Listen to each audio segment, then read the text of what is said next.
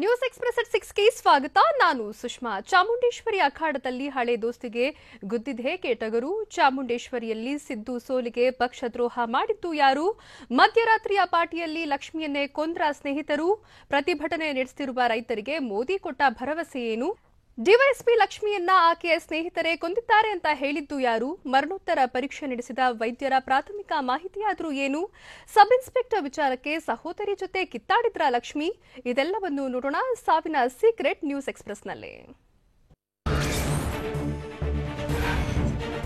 ಸ್ನೇಹಿತರೆ ಡಿವೈಎಸ್ಪಿ ಲಕ್ಷ್ಮಿಯನ್ನ ಕೊಂದಿರಬಹುದೆಂದು ಪತಿ ನವೀನ್ ಅನುಮಾನ ವ್ಯಕ್ತಪಡಿಸಿದ್ದಾರೆ. ಕೋಲಾರದ ತುರುವಾಲಹಟ್ಟಿಯಲ್ಲಿ ಮಾತನಾಡಿದ ಅವರು, ಲಕ್ಷ್ಮಿ ಆತ್ಮಹತ್ಯೆ ಮಾಡಿಕೊಳ್ಳುವ ಸ್ಥಿತಿಯಲ್ಲಿ ಇರಲಿಲ್ಲ ಅಂತ ಹೇಳಿದ್ರು. ಲಕ್ಷ್ಮಿಗೆ ಕೆಲಸದ ಒತ್ತಡ ಇರಲಿಲ್ಲ, ಆರ್ಥಿಕವಾಗಿ ಚೆನ್ನಾಗಿದ್ರು. ಘಟನೆಗೂ ಸ್ವಲ್ಪ ಹೊತ್ತಿನ ಮುಂಚೆ ಮಾಡಿದ್ದ ಮೆಸೇಜ್ನಲ್ಲಿ ಯಾವುದೇ ಬೇಸರ ವ್ಯಕ್ತಪಡಿಸಿರಲಿಲ್ಲ. ಹೀಗಾಗಿ ಪಾರ್ಟಿ ವೇಳೆ ಗಲಾಟೆ ನಡೆದು ಸ್ನೇಹಿತರೆ ಸಾಯಿಸಿರಬಹುದು. ಪೊಲೀಸರ ತನಿಖೆಯಲ್ಲಿ ಸತ್ಯಾಂಶ ಬಯಲಾಗಲಿದೆ ಎಂದು ತಿಳಿಸಿದ್ರು. ಡಿವೈಎಸ್ಪಿ ಲಕ್ಷ್ಮಿಯದ್ದು ಖಚಿತವಾಗಿ ಕೊಲೆ ಎಂದು ತಂದೆ ವೆಂಕಟೇಶ್ ಹೇಳಿದ್ದಾರೆ. ನಿನ್ನೆ ನನ್ನ ಮಗಳ ಸಾವಿನ ಬಗ್ಗೆ ಅನುಮಾನ ಮಾತ್ರ ಇತ್ತು, ಈಗ ಖಚಿತವಾಗಿ ಹೇಳ್ತೇನೆ, ಇದೊಂದು ಕೊಲೆ. ಮನು ಪ್ರಜ್ವಲ್ ನನ್ನ ಮಗಳನ್ನ ಕೊಲೆ ಮಾಡಿದ್ದಾರೆ ಎಂದು ತುರುವಾಲಹಟ್ಟಿಯಲ್ಲಿ ಲಕ್ಷ್ಮಿ ತಂದೆ ವೆಂಕಟೇಶ್ ಆರೋಪಿಸಿದ್ರು. ಮನು ಪ್ರಜ್ವಲ್ ವಿಭಿನ್ನ ಹೇಳಿಕೆಗಳನ್ನ ನೀಡುತ್ತಿದ್ದು, ಘಟನೆ ನಡೆದ ಸ್ಥಳ ನೋಡಿದ್ರೆ ಕೊಲೆ ಎಂದು ತಿಳಿಯುತ್ತೆ ಎಂದು ಹೇಳಿದ್ರು. ಅನುಮಾನಾಸ್ಪದವಾಗಿ ಸಾವಿಗೀಡಾಗಿರೋ ಡಿವೈಎಸ್ಪಿ ಲಕ್ಷ್ಮಿಯ ಮರಣೋತ್ತರ ಪರೀಕ್ಷೆ ಬಳಿ ವೈದ್ಯರು ಪ್ರಾಥಮಿಕ ಮಾಹಿತಿ ನೀಡಿದ್ದು, ಕುತ್ತಿಗೆಗೆ ಬಲವಾಗಿ ಬಿಗಿದ ಪರಿಣಾಮ ಉಸಿರಾಟ ನಿಂತು ಸಾವು ಅಂತ ಹೇಳಿದ್ದಾರೆ. ದೇಹದ ಬೇರೆ ಭಾಗದಲ್ಲಿ ಗಾಯದ ಗುರುತುಗಳು ಇಲ್ಲ. ಮೇಲ್ನೋಟಕ್ಕೆ ಹತ್ಯೆ ಮಾಡಿರುವ ಸಾಧ್ಯತೆ ಕಡಿಮೆ ಇದ್ದು ಅಂತ ವೈದ್ಯರು ಹೇಳಿದ್ದು, ಕೆಲ ದಿನಗಳಲ್ಲಿ ಅಧಿಕೃತ ಲಿಖಿತ ವರದಿ ನೀಡಲಿದ್ದಾರೆ. ಡಿವೈಎಸ್ಪಿ ಲಕ್ಷ್ಮಿಯವರನ್ನ ಮಕ್ಕಳಿಲ್ಲದ ನೋವು ಕಾಡಿತ್ತು. ಹೀಗಾಗಿ ಎಲ್ಲವೂ ಇದ್ದು ಏನೂ ಇಲ್ಲದವರಂತೆ ಮಾನಸಿಕವಾಗಿ ನರಳಿದ್ರು. ಹೊರ ಪ್ರಪಂಚಕ್ಕೆ ಪತಿ ಪತ್ನಿಯಂತೆ ಕಂಡ್ರು, ಬೇರೆಯಾಗಿದ್ರು. ಹೀಗಾಗಿ ಸಂಸಾರದಲ್ಲಿ ಮೂಡಿದ್ದ ವಿರಸ ಲಕ್ಷ್ಮಿ ಸಾವಿಗೆ ಕಾರಣವಾಗಿರೋ ಅನುಮಾನ ಕಾಡ್ತಿದೆ. ಹೀಗಾಗಿ ಡಿವೈಎಸ್ಪಿ ಲಕ್ಷ್ಮಿ ಸಾವಿನ ಬಗ್ಗೆ ತಂದೆ ಅನುಮಾನ ವ್ಯಕ್ತಪಡಿಸಿದ್ದಾರೆ. ಖಿನ್ನತೆಯಿಂದ ಬಳಲ್ತಿದ್ದ ಲಕ್ಷ್ಮಿಗೆ ಬಿಬಿಎಂಪಿ ಗುತ್ತಿಗೆದಾರನಾಗಿದ್ದ ಸ್ನೇಹಿತ ಮನುವಿನ ಪರಿಚಯವಾಗಿತ್ತು. ಹೀಗಾಗಿ ಆಗಾಗ ಮನುವಿನ ಜೊತೆಯಲ್ಲಿ ಲಕ್ಷ್ಮಿ ಪಾರ್ಟಿ ಮಾಡ್ತಿದ್ರು. ಅಲ್ಲದೆ ಖಿನ್ನತೆಯ ನಡುವೆ ಲಕ್ಷ್ಮಿ ಮನೋಹರ್ ಸ್ನೇಹ ಗಟ್ಟಿಯಾಗಿತ್ತು. ಇದೇ ಕಾರಣಕ್ಕೆ ಡಿವೈಎಸ್ಪಿ ಲಕ್ಷ್ಮಿ ಸಾವಿನಲ್ಲಿ ಹಲವು ಅನುಮಾನ ವ್ಯಕ್ತವಾಗಿದ್ದು, ಸೂಕ್ತ ತನಿಖೆಯಿಂದ ಲಕ್ಷ್ಮಿ ಸಾವಿನ ಸತ್ಯ ಬಯಲಾಗಬೇಕಿದೆ. ಡಿವೈಎಸ್ಪಿ ಲಕ್ಷ್ಮಿ ಸಾವು ಇನ್ನೂ ನಿಗೂಢವಾಗಿದೆ. ಪತಿ ಜೊತೆಗೆ ವಿರಸ ಹೊಂದಿದ್ದ ಲಕ್ಷ್ಮಿ ಜೀವನದಲ್ಲಿ ಮತ್ತೊಂದು ಸ್ನೇಹ ಎಂಟ್ರಿಯಾಗಿತ್ತು. ಇದೇ ಸಲುಗೆಯ ಸ್ನೇಹವೇ ಡಿವೈಎಸ್ಪಿ ಲಕ್ಷ್ಮಿಗೆ ಮುಳುವಾಗಿರೋ ಶಂಕೆ ವ್ಯಕ್ತವಾಗಿದೆ. ಅಲ್ಲದೆ ಒಬ್ಬನ ಜೊತೆಗಿನ ಸ್ನೇಹಕ್ಕಾಗಿ ಸಹೋದರಿ ಜೊತೆಗೂ ಲಕ್ಷ್ಮಿ ಕಿತ್ತಾಡಿಕೊಂಡಿದ್ರು. ಹೀಗಾಗಿ ಪೊಲೀಸ್ ಅಧಿಕಾರಿ ಲಕ್ಷ್ಮಿಗೆ ನಂಬಿಕೆ ದ್ರೋಹವಾಗಿತ್ತಾ ಅನ್ನೋ ಪ್ರಶ್ನೆ ಕಾಡ್ತಿದೆ. ಪಶ್ಚಿಮ ವಿಭಾಗದಲ್ಲಿದ್ದ ಸಬ್ ಇನ್ಸ್ಪೆಕ್ಟರ್ ಜೊತೆಗೆ ಡಿವೈಎಸ್ಪಿ ಲಕ್ಷ್ಮಿ ಸ್ನೇಹ ಹೊಂದಿದ್ರಂತೆ. ಅಲ್ಲದೆ ಲಕ್ಷ್ಮಿಯ ಸಹೋದರಿಗೂ ಆ ಸಬ್ ಇನ್ಸ್ಪೆಕ್ಟರ್ ಪರಿಚಿತನಾಗಿದ್ದಾನೆ. ಅದೇ ಸಬ್ ಇನ್ಸ್ಪೆಕ್ಟರ್ ಜೊತೆ ಲಕ್ಷ್ಮಿಗೂ ಅತಿಯಾದ ಸಲುಗೆಯ ಸ್ನೇಹವಿದ್ದು, ಸಬ್ ಇನ್ಸ್ಪೆಕ್ಟರ್ ವಿಚಾರದಲ್ಲಿ ಸಹೋದರಿಯ ನಡುವೆ ಪರಸ್ಪರ ಗಲಾಟೆಯೂ ನಡೆದಿತ್ತು. ಈ ಗಲಾಟೆ ಇಲಾಖೆಯ ಹಿರಿಯ ಅಧಿಕಾರಿಗಳ ಬಳಿಯೂ ಹೋಗಿತ್ತು. ಹೀಗಾಗಿ ಸಬ್ ಇನ್ಸ್ಪೆಕ್ಟರ್ನನ್ನ ಹಿರಿಯ ಅಧಿಕಾರಿಗಳು ವರ್ಗಾವಣೆಗೊಳಿಸಿದ್ರು. ಈ ಮಧ್ಯೆ ಇನ್ಸ್ಪೆಕ್ಟರ್ ಒಬ್ಬರ ಜೊತೆಗೂ ಲಕ್ಷ್ಮಿ ಸಲುಗೆಯ ಸ್ನೇಹ ಹೊಂದಿದ್ರಂತೆ. ನಂಬಿದವರಿಂದಲೇ ಡಿವೈಎಸ್ಪಿ ಲಕ್ಷ್ಮಿಗೆ ಪದೇ ಪದೇ ದ್ರೋಹವಾಗಿತ್ತಂತೆ. ಇದರಿಂದ ಮನಸ್ಸು ಘಾಸಿಗೊಳಗಾಗಿ ಲಕ್ಷ್ಮಿ ಜೀವನೋತ್ಸಾಹ ಕಳೆದುಕೊಂಡಿದ್ರು. ಅದೇ ಕಾರಣದಿಂದ ಕುಡಿತದ ದಾಸಳಾಗಿದ್ರು. ಕುಡಿತದ ಗೀಳಿಗೆ ಬಿದ್ದವಳಿಗೆ ಪರಿಚಯವಾಗಿದ್ದವರಿಂದಲೇ ನೋವು ಕಾಡಿತ್ತು. ಹೀಗಾಗಿ ಈ ಹಿಂದೆಯೂ 4-5 ಬಾರಿ ಆತ್ಮಹತ್ಯೆಗೆ ಯತ್ನಿಸಿದ್ದ ಲಕ್ಷ್ಮಿ ಕರ್ತವ್ಯದ ಬಗ್ಗೆಯೂ ಹೆಚ್ಚಿನ ಆಸಕ್ತಿ ಹೊಂದಿರಲಿಲ್ಲ. ಡಿವೈಎಸ್ಪಿ ಲಕ್ಷ್ಮಿ ಪದೇ ಪದೇ ರಜೆ ಪಡೆಯುತ್ತಿದ್ರಂತೆ. ಲಕ್ಷ್ಮಿ ಜೊತೆಗೆ ಪಾರ್ಟಿಯಲ್ಲಿ ಭಾಗಿಯಾಗಿದ್ದ 4 ತೀವ್ರ ವಿಚಾರಣೆ ನಡೆಯುತ್ತಿದೆ. ಲಕ್ಷ್ಮಿ ಸ್ನೇಹಿತರಾದ ಮನು, ಪ್ರಜ್ವಲ್, ವಸಂತ್, ರಂಜಿತ್ರನ್ನ ವಿಚಾರಣೆಗೆ ಒಳಪಡಿಸಲಾಗಿದೆ. ನಿನ್ನೆ ತಡರಾತ್ರಿಯವರೆಗೂ ಮನು, ಪ್ರಜ್ವಲ್ನನ್ನ ವಿಚಾರಣೆ ನಡೆಸಿದ್ದು, ಈ ವೇಳೆ ಲಕ್ಷ್ಮಿ ಆತ್ಮಹತ್ಯೆ ಬಗ್ಗೆ ನಮ್ಗೇನು ಗೊತ್ತಿಲ್ಲ ಎಂದಿದ್ದಾರೆ. ಪಾರ್ಟಿ ಬಳಿಕ ಅವರೇ ರೂಮ್ ಒಳಗೆ ಹೋಗಿದ್ರು ಎಂದಿರೋ ಮನು, ರೂಮ್ ಒಳಗೆ ಹೋಗಿ ಎಷ್ಟು ಹೊತ್ತಾದ್ರೂ ಹೊರಕ್ಕೆ ಬಂದಿರಲಿಲ್ಲ. ಹೀಗಾಗಿ ಅನುಮಾನ ಬಂದು ಬಾಗಿಲು ಒಡೆದು ಒಳಗೆ ಹೋದ್ವಿ. ರೂಮ್ ಒಳಗೆ ಹೋದಾಗ್ಲೇ ನೇಣು ಬಿಗಿದುಕೊಂಡಿದ್ದು ಪತ್ತೆಯಾಯಿತು ಎಂದು ಹೇಳಿಕೆ ನೀಡಿದ್ದಾನೆ.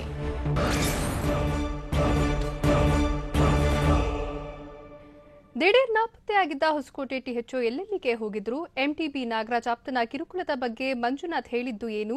ನಮ್ಮ ಸಮ್ಮುಖದಲ್ಲೇ ವಿಚಾರಣೆ ಮಾಡಿ ಅಂತ ಮನವಿ ಮಾಡಿದ್ದು ಯಾರು? ಇದೆಲ್ಲವನ್ನು ನೋಡೋಣ ನಾಪತ್ತೆಗೆ ಟ್ವಿಸ್ಟ್ ನ್ಯೂಸ್ ಎಕ್ಸ್‌ಪ್ರೆಸ್‌ನಲ್ಲಿ.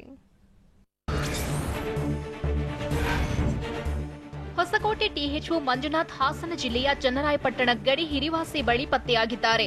ಎಂಟಿಬಿ ನಾಗರಾಜ್ ಬೆಂಬಲಿಗನ ಧಮಕಿಯಿಂದ ಮನನೊಂದಿದ್ದ ಮಂಜುನಾಥ್ ಡಿಸೆಂಬರ್ 15ರಿಂದ ನಾಪತ್ತೆಯಾಗಿದ್ರು. ಕಾರಿನಲ್ಲಿ ಏಕಾಂಗಿಯಾಗಿ ಇರುವಾಗ ಹಿರಿಸಾವೆ ಪೊಲೀಸರು ಮಂಜುನಾಥ್ರನ್ನ ವಶಕ್ಕೆ ಪಡೆದಿದ್ದಾರೆ.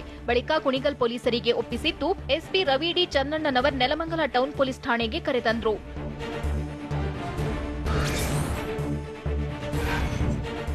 ಹೊಸಕೋಟೆ ಟಿಎಚ್ಒ ಮಂಜುನಾಥ್ ನಾಪತ್ತೆ ಪ್ರಕರಣಕ್ಕೆ ಟ್ವಿಸ್ಟ್ ಸಿಕ್ಕಿದ್ದು ಆರೋಪಿಗಳನ್ನ ಬಚಾವ್ ಮಾಡಲು ಗೇಮ್ ಪ್ಲಾನ್ ನಡೆದಿರೋ ಶಂಕೆ ವ್ಯಕ್ತವಾಗಿದೆ. ಟಿಎಚ್ಒ ಮಂಜುನಾಥ್ಗೆ ಹಿರಿಯ ಅಧಿಕಾರಿಗಳು ಒತ್ತಡ ಹೇರಿರೋ ಅನುಮಾನ ಕಾಡ್ತಿದ್ದು, ದೂರು ನೀಡದಂತೆ ಅಧಿಕಾರಿಗಳು ಮೈಂಡ್ ವಾಶ್ ಮಾಡಿದ್ದಾರಂತೆ. ಮಂಜುನಾಥ್ ದೂರು ನೀಡಿದ್ದೇ ಆದ್ರೆ ಎಂಟಿಬಿ ನಾಗರಾಜ್ಗೆ ಗ್ರಾಮ ಪಂಚಾಯಿತಿ ಚುನಾವಣೆಯಲ್ಲಿ ಹಿನ್ನಡೆಯಾಗೋ ಭೀತಿ ಇದೆ. ಎಂಟಿಬಿ ನಾಗರಾಜ್ ಆಪ್ತ ಜಯರಾಜ್ ವಿರುದ್ಧ ಪ್ರಕರಣ ದಾಖಲಿಸದಂತೆ ಹಾಗೂ ಯಾರ ಹೆಸರು ಪ್ರಸ್ತಾಪಿಸದಂತೆ ಟಿಎಚ್ಒ ಮಂಜುನಾಥ್ಗೆ ಒತ್ತಡ ಹಾಕಿದ್ದಾರಂತೆ. ಮಂಜುನಾಥ್ ಸಿಕ್ಕ ಬಳಿಕ ಮುಂದಿನ ನಡೆ ಬಗ್ಗೆ ಪೊಲೀಸರೇ ಪ್ರೀ ಪ್ಲಾನ್ ಮಾಡಿದ್ದಾರೆ ಅಂತ ಆರೋಪಿಸಲಾಗಿದೆ. ನಾಪತ್ತೆ ವಿಚಾರವಾಗಿ ಗೃಹ ಸಚಿವ ಬಸವರಾಜ ಬೊಮ್ಮಾಯಿ ಬಳಿ ಈಗಾಗಲೇ ಎಂಟಿಬಿ ನಾಗರಾಜ್ ಚರ್ಚಿಸಿದ್ದು, ಇಷ್ಟೆಲ್ಲಾ ನಡೆಯುತ್ತಿದ್ರೂ ಮೌನಕ್ಕೆ ಜಾರಿದ್ದಾರೆ. ಪ್ರಕರಣದ ಬಗ್ಗೆ ಏನು ಮಾತನಾಡದೆ ಎಂಟಿಬಿ ನಾಗರಾಜ್ ಮೌನ ವಹಿಸಿದ್ದಾರೆ.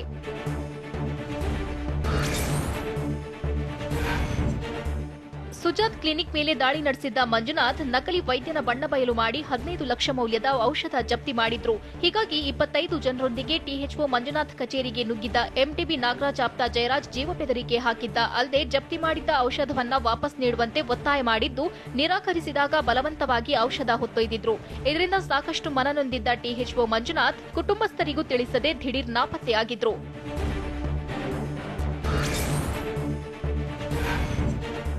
ನನ್ನ ಕಚೇರಿಗೆ ಯಾರೋ ಬಂದು ಗಲಾಟೆ ಮಾಡಿದ್ರು. ಬಳಿಕ ಠಾಣೆಯಲ್ಲಿ ಗಲಾಟೆ ವಿಚಾರ ರಾಜಿ ಆಯಿತು ಎಂದು ನೆಲಮಂಗಲದಲ್ಲಿ ಟಿಎಚ್ಒ ಮಂಜುನಾಥ್ ತಿಳಿಸಿದ್ದಾರೆ. ನನ್ನ ಕಾರಿಗೆ ಅಡ್ಡ ಹಾಕಿ ಜೀವ ಬೆದರಿಕೆ ಹಾಕಿದ್ರು. ಹೀಗಾಗಿ ಬೇಜಾರಾಗಿ 2-3 ದಿನ ಹೊರಗಡೆ ಹೋಗಿದ್ದೆ. 3 ದಿನ ನಾನು ಫೋನ್ ಸ್ವಿಚ್ ಆಫ್ ಮಾಡಿರಲಿಲ್ಲ. ಯಾವುದೇ ರೀತಿಯ ನ್ಯೂಸ್ ನೋಡಿರಲಿಲ್ಲ. ನಿನ್ನೆ ರಾತ್ರಿ ಹಾಸನದಲ್ಲಿದ್ದಾಗ ನಾಪತ್ತೆ ವಿಷಯ ತಿಳಿದಿದೆ ಅಂತ ಹೇಳಿದ್ರು.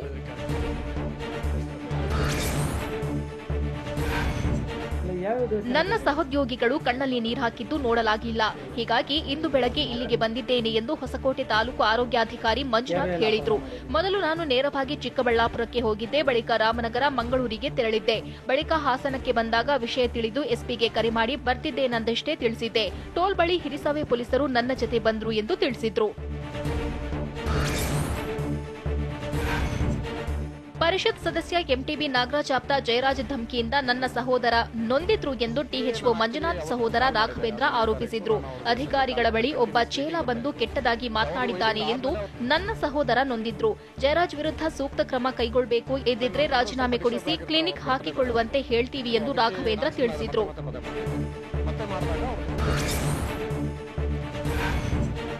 ತಾಲೂಕು ಆರೋಗ್ಯಾಧಿಕಾರಿ ಮಂಜುನಾಥ್ರನ್ನ ನಮ್ಮ ಸಮ್ಮುಖದಲ್ಲೇ ವಿಚಾರಣೆ ಮಾಡಿ ಎಂದು ಮಂಜುನಾಥ್ ಕುಟುಂಬಸ್ಥರು ಮನವಿ ಮಾಡಿದ್ರು. 3 ದಿನದಿಂದ ಮಂಜುನಾಥ್ ಸಾಕಷ್ಟು ಮನನೊಂದಿದ್ದಾರೆ. ಸದ್ಯ ಅವರಿಗೆ ಧೈರ್ಯ ಬೇಕಾಗಿದೆ. ಹೀಗಾಗಿ ಕುಟುಂಬಸ್ಥರ ಸಮ್ಮುಖದಲ್ಲಿಯೇ ವಿಚಾರಣೆ ಮಾಡಿ ಎಂದು ಟಿವಿ9 ಮೂಲಕ ಟಿಎಚ್ಒ ಮಂಜುನಾಥ್ ಸಹೋದರ ಕೋರಿದ್ರು.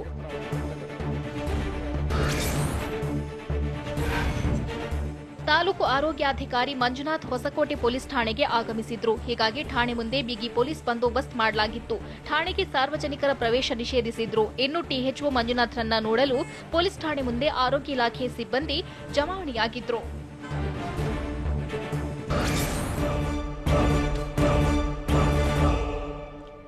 ಬಿಬಿಎಂಪಿ ಚುನಾವಣೆ ಬಗ್ಗೆ ಸುಪ್ರೀಂ ಕೋರ್ಟ್ ಹೇಳಿದ್ದು ಏನು? 13 ಸಿಬ್ಬಂದಿಗೆ ಶಾಕ್ ಕೊಟ್ಟಿದ್ದು ಹೇಗೆ ಕೆಎಸ್ಆರ್ಟಿಸಿ? ನಾಳೆ ಶಾಲೆ ಪ್ರಾರಂಭದ ಮುಹೂರ್ತ ನಿಗದಿಯಾಗುತ್ತಾ? ಇದೆಲ್ಲವನ್ನು ನೋಡೋಣ ಬೆಂಗಳೂರು ನ್ಯೂಸ್ ಎಕ್ಸ್‌ಪ್ರೆಸ್‌ನಲ್ಲಿ. ಬಿಬಿಎಂಪಿ ಚುನಾವಣೆ ಸಂಬಂಧ ಹೈಕೋರ್ಟ್ ಆದೇಶಕ್ಕೆ ಸುಪ್ರೀಂ ಕೋರ್ಟ್ ತಡೆಯಾಜ್ಞೆ ಕೊಟ್ಟಿದೆ. ಸರ್ಕಾರದ ಮೇಲ್ಮನವಿ ವಿಚಾರಣೆ ನಡೆಸಿದ ಸುಪ್ರೀಂ ಕೋರ್ಟ್ ಪ್ರತಿವಾದಿ ರಾಜ್ಯ ಚುನಾವಣಾ ಆಯೋಗಕ್ಕೆ ನೋಟಿಸ್ ನೀಡಿದ್ದು ಪ್ರತಿಕ್ರಿಯೆ ನೀಡುವಂತೆ ಸೂಚನೆ ಕೊಟ್ಟಿದೆ. ಬಿಬಿಎಂಪಿಗೆ ಚುನಾವಣೆ ನಡೆಸುವಂತೆ ಹೈಕೋರ್ಟ್ ಆದೇಶಿಸಿತ್ತು. ಹೀಗಾಗಿ ಸುಪ್ರೀಂ ಕೋರ್ಟ್ಗೆ ಸರ್ಕಾರ ಮೇಲ್ಮನವಿ ಸಲ್ಲಿಸಿತ್ತು.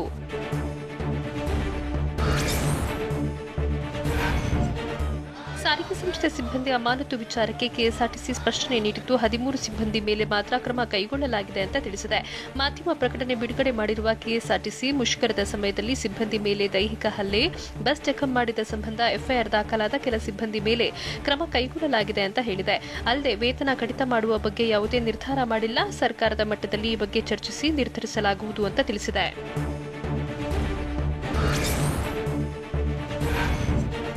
ರಾಜ್ಯದಲ್ಲಿ ಶಾಲೆ ಆರಂಭದ ಕುರಿತ ಭವಿಷ್ಯ ನಿರ್ಧಾರವಾಗಲಿದೆ. ರಾಜ್ಯದಲ್ಲಿ ಶಾಲೆ ಆರಂಭ ಸಂಬಂಧ ಮುಖ್ಯಮಂತ್ರಿ ಬಿಎಸ್ ಯಡಿಯೂರಪ್ಪ ನೇತೃತ್ವದಲ್ಲಿ ಗೃಹ ಕಚೇರಿ ಕೃಷ್ಣಾದಲ್ಲಿ ನಾಳೆ ಮಧ್ಯಾಹ್ನ 12:30ಕ್ಕೆ ಸಭೆ ನಡೆಯಲಿದೆ. ಶಿಕ್ಷಣ ಸಚಿವರು, ರಾಜ್ಯ ಸರ್ಕಾರದ ಮುಖ್ಯ ಕಾರ್ಯದರ್ಶಿ, ಶಿಕ್ಷಣ ಇಲಾಖೆ ಅಧಿಕಾರಿಗಳ ಜೊತೆಗೆ ಸಿಎಂ ಬಿಎಸ್ವೈ ಸಭೆ ನಡೆಸಲಿದ್ದು, ಶಾಲೆ ಆರಂಭದ ಬಗ್ಗೆ ನಾಳಿನ ಸಭೆಯಲ್ಲಿ ತೀರ್ಮಾನ ಕೈಗೊಳ್ಳುವ ಸಾಧ್ಯತೆ ಇದೆ.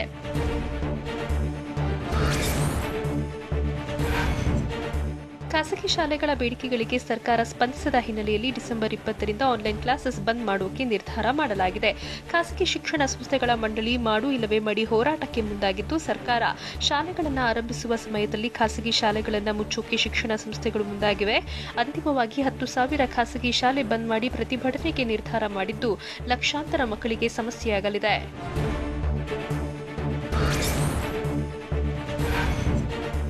ಸೋಮವಾರ ಯಶವಂತಪುರ ಎಪಿಎಂಸಿ ಯಾರ್ಡ್ ಬೆಳಗ್ಗೆ 11 ಗಂಟೆಯಿಂದ ಮಧ್ಯಾಹ್ನ 2 ಗಂಟೆವರೆಗೂ ಬಂದ್ ಆಗಲಿದೆ. ಎಪಿಎಂಸಿ ಕಾಯ್ದೆಗೆ ತಿದ್ದುಪಡಿ ವಿರೋಧಿಸಿ ಬಂದ್ಗೆ ಕರೆ ಕೊಟ್ಟಿದ್ದು, ತಮಗೂ ಒಂದು ಅಭಿವೃದ್ಧಿ ಪ್ರಾಧಿಕಾರ ರಚಿಸುವಂತೆ ಆಗ್ರಹಿಸಿದ್ದಾರೆ.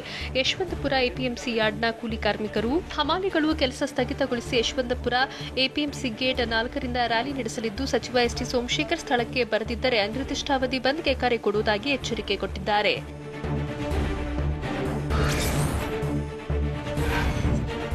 ಕೋಡಿಹಳ್ಳಿ ಚಂದ್ರಶೇಖರ್ ವಿರುದ್ಧ ಶಾಸಕ ಎಂಪಿ ರೇಣುಕಾಚಾರ್ಯ ಬ್ಲಾಕ್ಮೇಲ್ ಆರೋಪ ಮಾಡಿದ್ದಾರೆ. 200 ಜನರಿಗೆ ಸೈಟ್ ಕೊಡಿಸೋದಾಗಿ, ಮನೆ ನಿರ್ಮಿಸಿ ಕೊಡುವುದಾಗಿ 3 ರಿಂದ 6 ಲಕ್ಷ ರೂಪಾಯಿ ವಸೂಲಿ ಮಾಡಿದ್ದಾರೆ ಅಂತ ಕಿಡಿಕಾರಿದ್ದಾರೆ. ಕೋಡಿಹಳ್ಳಿ ಚಂದ್ರಶೇಖರ್ ನಕಲಿ ಹೋರಾಟಗಾರನಾಗಿದ್ದು, ಸರ್ಕಾರಕ್ಕೆ ಬ್ಲಾಕ್ಮೇಲ್ ಮಾಡುವನು ನೀನು ಅಂತ ವಾಗ್ದಾಳಿ ನಡೆಸಿದ್ರು. ಅಲ್ಲದೆ ಮೂಲ ಆಸ್ತಿ 2.5 ಎಕರೆ ಇದ್ದು ಈಗ ಇಷ್ಟೊಂದು ಸಂಪತ್ತು ಎಲ್ಲಿಂದ ಬಂತು ಅಂತ ಪ್ರಶ್ನೆ ಮಾಡಿದ್ದಾರೆ.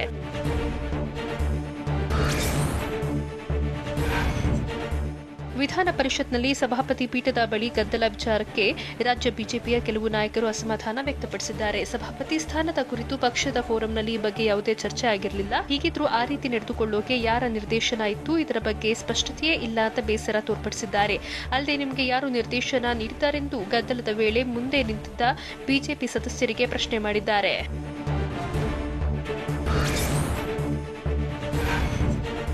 ಮನೆ ಟೆರೆಸ್ ಮೇಲೆ ಗಾಂಜಾ ಗಿಡಗಳನ್ನು ಬೆಳೆದಿದ್ದ ಖತರ್ನಾಕ್ ವ್ಯಕ್ತಿಯನ್ನ ಹೆಬ್ಬಾಳ ಠಾಣಾ ಪೊಲೀಸರು ಬಂಧಿಸಿದ್ದಾರೆ. ಕಿರೀಟ ಚಕ್ರವರ್ತಿ ಬಂಧಿತ ಆರೋಪಿ. ಗಾಂಜಾ ವ್ಯಸನಿಯಾಗಿದ್ದ ಕಿರೀಟ ಚಕ್ರವರ್ತಿ ಲಾಕ್ಡೌನ್ ವೇಳೆ ಗಾಂಜಾ ಸಿಗದ ಹಿನ್ನೆಲೆ ಹೂ ಕುಂಡಗಳ ಮಧ್ಯೆ ಗಾಂಜಾ ಗಿಡಗಳನ್ನು ಬೆಳೆದಿದ್ದ. ಚಕ್ರವರ್ತಿ ಅಣ್ಣನ ಮಗ ಬಂದು ನೋಡಿದಾಗ ಗಾಂಜಾ ಬೆಳೆದಿರೋದು ಪತ್ತೆಯಾಗಿದೆ. ಆರೋಪಿಯನ್ನ ಬಂಧಿಸಿ ನ್ಯಾಯಾಂಗ ಬಂಧನಕ್ಕೆ ಒಪ್ಪಿಸಲಾಗಿದೆ.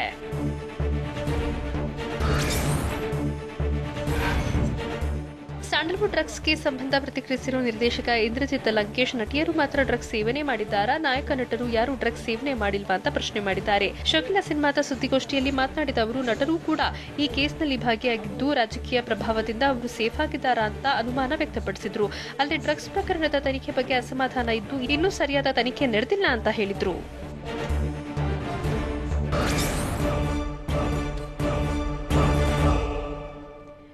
ಕುಣಿಯಲು ಆಗದವರು ನೆಲ ಡೊಂಕು ಅಂತಾರೆ ಅಂತ ಹೇಳಿದ್ದು ಯಾರು? ಬೆಳ್ಳಿ ಹೆಲಿಕಾಪ್ಟರ್ ಕಾಣಿಕೆ ನೀಡಿದ್ದು ಯಾಕೆ ಡಿಕೆಶಿ?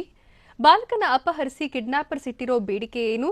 ಇದೆಲ್ಲವನ್ನು ನೋಡೋಣ ಸ್ಟೇಟ್ ನ್ಯೂಸ್ ಎಕ್ಸ್‌ಪ್ರೆಸ್‌ನಲ್ಲಿ. ನಾನು ಸಮ್ಮಿಶ್ರ ಸರ್ಕಾರವನ್ನ ಬೀಳಿಸಿದೆ ಅಂತ ಹೇಳ್ತಾರೆ. ಬೀಳಿಸಬೇಕು ಅಂತ ಇದ್ರೆ ಇವರನ್ನ ಸಿಎಂ ಮಾಡ್ತಾನೆ ಇರಲಿಲ್ಲ ಅಂತ ಕುಮಾರಸ್ವಾಮಿ ವಿರುದ್ಧ ಸಿದ್ದರಾಮಯ್ಯ ಕಿಡಿಕಾರಿದ್ದಾರೆ. ನಾನು ವಿರೋಧ ಮಾಡಿದ್ರೆ ಎಚ್ಡಿಕೆ ಸಿಎಂ ಆಗ್ತಿರ್ಲಿಲ್ಲ. ಸಮ್ಮಿಶ್ರ ಸರ್ಕಾರ ಬೀಳೋಕೆ ಹೋಟೆಲ್ ಗಿರಾಕಿಯೇ ಕಾರಣ. ಹೋಟೆಲ್ನಲ್ಲಿ ಕುಳಿತು ರಾಜಕಾರಣ ಮಾಡಿದ್ದ ಎಚ್ಡಿಕೆ ಶಾಸಕರ ಕೈಗೆ ಸಿಗ್ತಾನೆ ಇರಲಿಲ್ಲ. ಕುಮಾರಸ್ವಾಮಿ ಹೇಳಿಕೆ ಕುಣಿಯಲು ಆಗದವರು ನೆಲ ಡೊಂಕು ಅಂತಾರೆ ಅನ್ನೋ ಗಾದೆ ಮಾತಿನ ಹಾಗಾಗಿದೆ ಅಂತ ವಾಗ್ದಾಳಿ ನಡೆಸಿದ್ರು. ಚಾಮುಂಡೇಶ್ವರಿ ಕ್ಷೇತ್ರದಲ್ಲಿ ಸೋಲಿನ ಬಗ್ಗೆ ಸಿದ್ದರಾಮಯ್ಯ ನೆನಪಿಸಿಕೊಂಡಿದ್ದಾರೆ. ಚಾಮುಂಡೇಶ್ವರಿ ಕ್ಷೇತ್ರದ ಸಭೆಯಲ್ಲಿ ಭಾಷಣ ಮಾಡಿದ ಅವರು, ಬಾದಾಮಿ ಕ್ಷೇತ್ರದಲ್ಲಿ ಗೆಲ್ಲದೆ ಇದ್ರೆ ನನ್ನ ರಾಜಕೀಯ ಜೀವನದ ಭವಿಷ್ಯವೇ ಮಂಕಾಗಿ ಹೋಗ್ತಾ ಇತ್ತು. ಸೋಲಿನ ಮರ್ಮಾಘಾತ ಮಾತ್ರ ಇನ್ನೂ ಸಹಿಸಿಕೊಳ್ಳೋಕೆ ಆಗ್ತಿಲ್ಲ ಅಂತ ಹೇಳಿದ್ರು. ಅಲ್ಲದೆ ನಾನು ಚಾಮುಂಡೇಶ್ವರಿಯಲ್ಲಿ ಗೆದ್ದಿದ್ರೆ ಮತ್ತೆ ಸಿಎಂ ಆಗುವಂತಹ ಅವಕಾಶವೂ ಇತ್ತು. ನನ್ನನ್ನ ಸೋಲಿಸೋದಕ್ಕೆ 4 ಕಾರಣಗಳನ್ನ ಕೊಡಿ ಅಂತ ಮತದಾರರನ್ನ ಕೇಳಿದ್ರು. ಕೊರೋನಾ ಕಡಿಮೆ ಆದ್ರೆ ಶಾಲೆ ಕಾಲೇಜು ಆರಂಭ ಮಾಡ್ಲಿ, ಇಲ್ಲವಾದ್ರೆ ಶಾಲಾ ಕಾಲೇಜು ಆರಂಭ ಬೇಡ ಅಂತ ವಿಪಕ್ಷ ನಾಯಕ ಸಿದ್ದರಾಮಯ್ಯ ಸಲಹೆ ನೀಡಿದ್ದಾರೆ. ಮೈಸೂರಿನಲ್ಲಿ ಮಾತನಾಡಿದ ಅವರು, ಕೊರೋನಾ 2ನೇ ಅಲೆ ಶುರುವಾಗುವ ಆತಂಕ ಇದೆ. ಹೀಗಾಗಿ ನೋಡಿಕೊಂಡು ಸರಿಯಾದ ಕ್ರಮ ಕೈಗೊಳ್ಳಲಿ ಅಂತ ಹೇಳಿದ್ರು. ಅಲ್ಲದೆ ಪಠ್ಯಕ್ರಮ ಕಡಿತ ಮಾಡಿರೋದು ಸರ್ಕಾರಕ್ಕೆ ಬಿಟ್ಟಿದ್ದು, ಸಮಯ ಕಡಿಮೆ ಇರುವ ಕಾರಣ ಹಾಗೆ ನಿರ್ಧಾರ ಮಾಡಿರಬೇಕು. ಆದರೆ ಮಕ್ಕಳಿಗೆ ಅನುಕೂಲವಾಗುವ ನಿರ್ಣಯ ಕೈಗೊಳ್ಳಿ ಅಂತ ಹೇಳಿದ್ರು. ವಿಧಾನ ಪರಿಷತ್ನಲ್ಲಿ ಗದ್ದಲ ಗಲಾಟೆ ವಿಚಾರಕ್ಕೆ ಪ್ರತಿಕ್ರಿಯಿಸಿದ ಸಿದ್ದರಾಮಯ್ಯ, ಪರಿಷತ್ನಲ್ಲಿ ಮೊದಲು ತಪ್ಪು ಮಾಡಿದ್ದು ಬಿಜೆಪಿಯವರು ಅಂತ ಆರೋಪ ಮಾಡಿದ್ದು ಬಿಜೆಪಿಯವರು ಖಳನಾಯಕರು ಅಂತ ತೀವ್ರ ಆಕ್ರೋಶ ವ್ಯಕ್ತಪಡಿಸಿದ್ರು. ಸಭಾಪತಿ ಪೀಠದ ಬಳಿ ಡಿಸಿಎಂ ಹೋಗಿದ್ದು ಯಾಕೆ ಅಂತ ಪ್ರಶ್ನೆ ಮಾಡಿದ ಅವರು, ಮಾಧುಸ್ವಾಮಿ ಮಾರ್ಷಲ್ಗಳನ್ನ ಹೊಡೆಯೋಕೆ ಹೋಗಿದ್ದ, ಮಂತ್ರಿಯಾದವರು ಮಾಡಬೇಕಾದ ಕೆಲಸವಾ ಇದು, ಬಿಜೆಪಿಗೆ ಸುಳ್ಳು ಹೇಳಿ ಅದನ್ನ ನಂಬಿಸೋದು ಕೆಲಸ ಅಂತ ವಾಗ್ದಾಳಿ ನಡೆಸಿದ್ರು.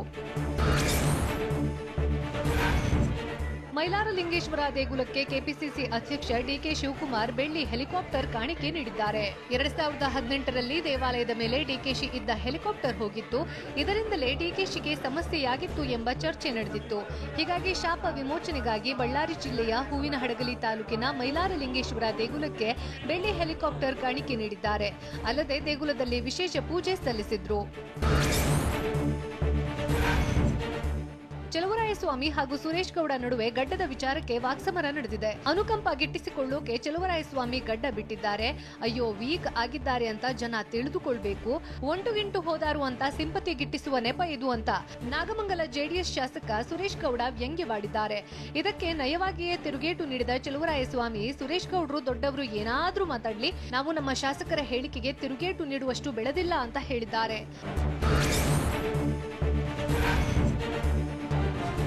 ದಕ್ಷಿಣ ಕನ್ನಡ ಜಿಲ್ಲೆ ಬೆಳ್ತಂಗಡಿ ತಾಲೂಕಿನ ಉಜಿರೆಯಲ್ಲಿ ದುಷ್ಕರ್ಮಿಗಳು ಬಾಲಕನೊಬ್ಬನನ್ನ ಅಪಹರಿಸಿದ್ದಾರೆ. ಬಾಲಕನ ತಂದೆ ಬಿಜೋಯ್ ಅನ್ನೋರಿಗೆ ಕರೆ ಮಾಡಿ 17 ಕೋಟಿ ರೂಪಾಯಿ ಬೇಡಿಕೆ ಇಟ್ಟಿದ್ದಾರೆ. ಸದ್ಯ ಚಾರ್ಮಾಡಿ ಅರಣ್ಯ ಪ್ರದೇಶದಲ್ಲಿ ಕಿಡ್ನಾಪರ್ಸ್ ಇರುವ ಶಂಕೆ ವ್ಯಕ್ತವಾಗಿದ್ದು ಪೊಲೀಸರು 2 ತಂಡಗಳಾಗಿ ಶೋಧ ಕಾರ್ಯ ನಡೆಸ್ತಾ ಇದ್ದಾರೆ. ಚಾರ್ಮಾಡಿ ಕೊಟ್ಟಿಗೆಹಾರದಲ್ಲಿ ನಾಕಾಬಂದಿ ಹಾಕಿ ಅಪಹರಣಕಾರರಿಗೆ ತಲಾಶ್ ನಡೆಸಿದ್ದಾರೆ. ಕೋಟ್ಯಾಧಿಪತಿಯ ಏಕೈಕ ಪುತ್ರಿ ಸನ್ಯಾಸತ್ವ ಸ್ವೀಕಾರ ಮಾಡಿದ್ದಾಳೆ. ಮಹಾರಾಷ್ಟ್ರದ ರತ್ನಗಿರಿ ಮೂಲದ ದೀಪಕ್ ಹಾಗೂ ಮೀನಾ ದಂಪತಿಯ 20 ವರ್ಷದ ಯತೀಶಾ ಜೈನ ಧರ್ಮದ ದೀಕ್ಷೆ ಪಡೆದಿದ್ದಾಳೆ. ಹೀಗಾಗಿ ಯಾದಗಿರಿಯಲ್ಲಿ ಜೈನ ಸಮುದಾಯ ಅದ್ಧೂರಿಯಾಗಿ ಬೀಳ್ಕೊಡುಗೆ ನೀಡಿದೆ. ಜೈನ ಸಮುದಾಯದ ನೂರಾರು ಜನರು ಬಡಾವಣೆ ತುಂಬಾ ರಥದಲ್ಲಿ ಮೆರವಣಿಗೆ ಮಾಡಿದ್ರು.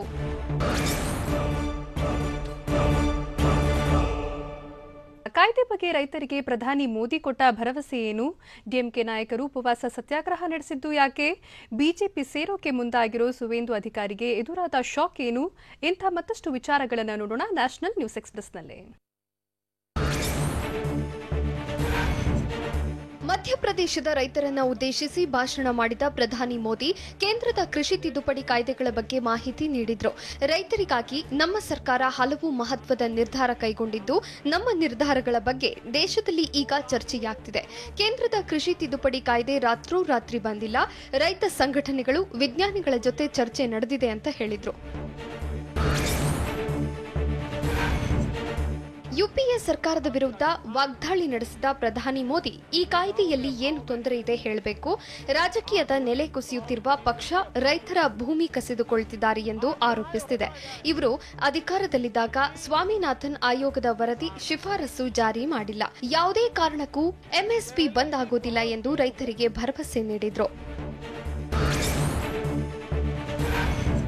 ಕೇಂದ್ರದ ಹೊಸ ಕಾನೂನಿನ ಪ್ರಕಾರ ರೈತರು ತಮ್ಮ ಉತ್ಪನ್ನ ಎಲ್ಲಿ ಹೆಚ್ಚಿನ ಲಾಭವಿದೆಯೋ ಅಲ್ಲಿ ಮಾರಬಹುದು ಅಂತ ಹೇಳಿದ್ರು. ಮೊದಲಿದ್ದ ಕಾನೂನಿನಲ್ಲಿ ರೈತರಿಗೆ ಹಲವು ಸಮಸ್ಯೆ ಇತ್ತು. ಆದರೆ ಈಗಿನ ಕಾಯ್ದೆಯಲ್ಲಿ ರೈತರ ಸುರಕ್ಷತೆಗೆ ಆದ್ಯತೆ ನೀಡಿದ್ದು, ಡಿಸೆಂಬರ್ 25ರಂದು ಮತ್ತೊಮ್ಮೆ ರೈತರನ್ನ ಉದ್ದೇಶಿಸಿ ಕೇಂದ್ರದ ಕೃಷಿ ತಿದ್ದುಪಡಿ ಕಾಯ್ದೆಗಳ ಬಗ್ಗೆ ಮಾತನಾಡುವೆ ಅಂತ ಹೇಳಿದ್ರು. ದೆಹಲಿಯಲ್ಲಿ ಪ್ರತಿಭಟನೆ ನಡೆಸುತ್ತಿರುವ ರೈತರಿಗೆ ತಮಿಳುನಾಡಿನಲ್ಲೂ ಬೆಂಬಲ ವ್ಯಕ್ತವಾಗುತ್ತಿದೆ. ಕೃಷಿ ಕಾಯ್ದೆಗಳನ್ನು ಹಿಂಪಡೆಯುವಂತೆ ಆಗ್ರಹಿಸಿ ಚೆನ್ನೈನ ವಲ್ಲುವರ್ ಕೊಟ್ಟಂ ಡಿಎಂಕೆ ಹಾಗೂ ಮಿತ್ರ ಪಕ್ಷಗಳ ನಾಯಕರು ಉಪವಾಸ ಸತ್ಯಾಗ್ರಹ ನಡೆಸಿದ್ರು. ನಾಳೆ ಬಿಜೆಪಿ ಸೇರ್ಪಡೆಗೆ ಸಿದ್ಧರಾಗಿದ್ದ ಸುವೇಂದು ಅಧಿಕಾರಿಗೆ ಬಿಗ್ ಶಾಕ್ ಎದುರಾಗಿದೆ. ಸುವೇಂದು ಅಧಿಕಾರಿಯ ರಾಜೀನಾಮೆಯನ್ನ ತಾಂತ್ರಿಕ ಕಾರಣ ನೀಡಿ ಸ್ಪೀಕರ್ ತಿರಸ್ಕರಿಸಿದ್ದಾರೆ. ಸಚಿವ ಸ್ಥಾನದ ಬಳಿಕ ಶಾಸಕ ಸ್ಥಾನಕ್ಕೆ ರಾಜೀನಾಮೆ ನೀಡಿದ್ದ ನಂತರ ಟಿಎಂಸಿ ಪಕ್ಷದ ಪ್ರಾಥಮಿಕ ಸದಸ್ಯತ್ವಕ್ಕೂ ಸುವೇಂದು ಅಧಿಕಾರಿ ರಾಜೀನಾಮೆ ನೀಡಿದ್ರು. ಬಾಲಿವುಡ್ ಡ್ರಗ್ಸ್ ಪ್ರಕರಣದ ತನಿಖೆ ತೀವ್ರಗೊಳಿಸಿದ ಎನ್ಸಿಬಿ ಬಾಲಿವುಡ್ ನಿರ್ದೇಶಕ ಕರಣ್ ಜೋಹಾರ್ಗೆ ಸಮನ್ಸ್ ನೀಡಿತ್ತು. ಎನ್ಸಿಬಿ ಕಳುಹಿಸಿರುವ ಪ್ರಶ್ನಾವಳಿಗೆ ಕರಣ್ ಜೋಹಾರ್ ಉತ್ತರ ನೀಡಿದ್ದು, ಕಳೆದ ವರ್ಷ ನಡೆದ ಪಾರ್ಟಿಯಲ್ಲಿ ಡ್ರಗ್ಸ್ ಬಳಕೆ ಮಾಡಿಲ್ಲ, ಡ್ರಗ್ಸ್ ಬಳಕೆ ಆರೋಪ ಸಂಪೂರ್ಣ ಸುಳ್ಳು, ಆಧಾರರಹಿತ ಎಂದು ಉತ್ತರಿಸಿದ್ದಾರೆ. ಕರ್ನಾಟಕ ವಿಧಾನಸಭೆಯಲ್ಲಿ ಗೋಹತ್ಯೆ ನಿಷೇಧ ತಿದ್ದುಪಡಿ ವಿಧೇಯಕ ಅಂಗೀಕಾರ ಹಿನ್ನೆಲೆ ಗೋವಾದಲ್ಲಿ ಗೋಮಾಂಸದ ಕೊರತೆ ಎದುರಾಗಿದೆ. ಗೋಮಾಂಸ ಮಾರಾಟ ಅಂಗಡಿಗಳು ಬಂದ್ ಆಗಿದ್ದು, ಸಿಎಂ ಪ್ರಮೋದ್ ಸಾವಂತ್ಗೆ ಮಾರಾಟಗಾರರು ದೂರು ನೀಡಿದ್ದಾರೆ. ಹೀಗಾಗಿ ಮೊದಲಿನಂತೆ ಗೋಮಾಂಸ ಸಿಗುವಂತೆ ನೋಡಿಕೊಳ್ಳುವೆ ಎಂದು ಗೋಮಾಂಸ ಮಾರಾಟಗಾರರಿಗೆ ಗೋವಾ ಸಿಎಂ ಭರವಸೆ ನೀಡಿದ್ದಾರೆ.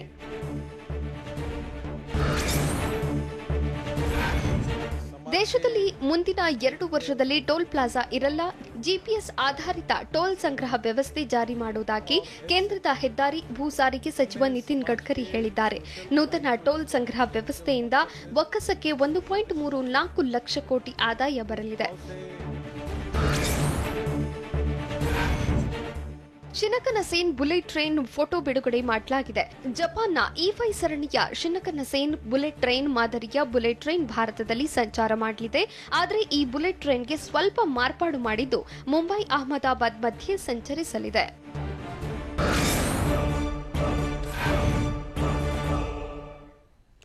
ಇದು ಇವತ್ತಿನ ನ್ಯೂಸ್ ಎಕ್ಸ್‌ಪ್ರೆಸ್ at 6 ನಿರಂತರ ಸುದ್ದಿಗಾಗಿ ನೋಡ್ತಾ ಇರಿ TV9.